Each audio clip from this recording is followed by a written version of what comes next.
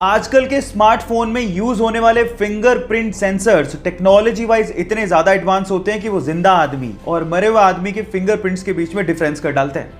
मतलब ये हुआ कि मान लीजिए आपने किसी मरे हुए आदमी के फोन को उसी के फिंगरप्रिंट से खोलने की कोशिश करी तो फिंगरप्रिंट सेंसर्स उसे सेंस करके अनलॉक होने ही नहीं देगा।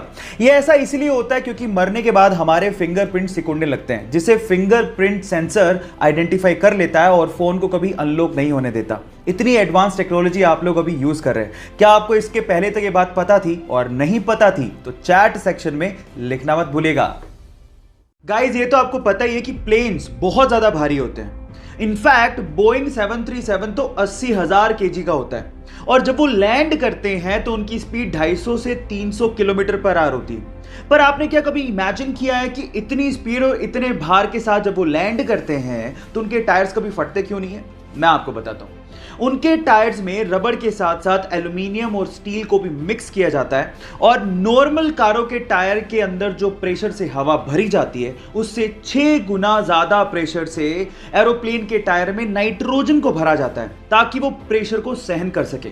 क्या आपको इससे पहले तक ये फैक्ट पता था? नहीं पता था तो चैट सेक्शन में लिखना मत भूलिएगा और हमारे यूट्यूब चैनल को सब्सक्राइब करना मत भूलिएगा, लिंक बायो में गिवन है। एक बार गुरु नानक देव जी अपने शिष्यों के साथ एक गांव गए। गांव वालों ने गुरु नानक देव जी और उनके शिष्यों की बहुत ज्यादा सेवा की, लेकिन जाते जाते गुरु नानक देव जी ने उन गांव वालों को आशीर्वाद दिया, गुजर जाओ।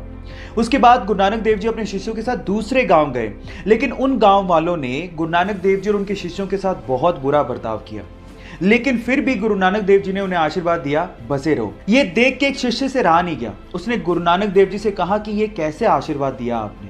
तो गुरु नानक देव जी ने जवाब दिया कि संसार में अच्छाई का फैलना और बुराई का रुके रहना और ना फैलना इंसानियत के लिए बहुत ज़्यादा ज़रूरी है। इसीलिए जो अच्छे लोग थे उन्हें उजड़ जाने का मैंने आशीर्वाद दिया ताकि वो बाकी जगहों पे जाके अपनी अच्छाई को फैला सकें। आपको ये स्टोरी कैसे लगी? चैट सेक्शन में लिखना मत भूलिएगा। गाइस, बाइक चलाना किसे नहीं पसंद, लेकिन असली प्रॉब्लम आती गर्मियों में, जब कोई स्कार्फ या फिर रुमाल पहनने के बाद हमें हेलमेट पहनना पड़ता है और गर्मी होने की वजह से थोड़ी दूरी तक चलने के बाद जब हम हेलमेट उतारते हैं तो पूरा मुंह पसीने से भर जाता है। अब इस प्रॉब्लम का सॉल्यूशन क्या है? जी हाँ गाइस, इस प्रॉब्लम का सॉल्यूशन है एसी हेलमेट। एक छोटी सी एक्सेसरी आपके हेलमेट पे लगती है और वो आपके हेलमेट को या फिर आपके सिर को ठंडा ठंडा कूल कूल बना देती है।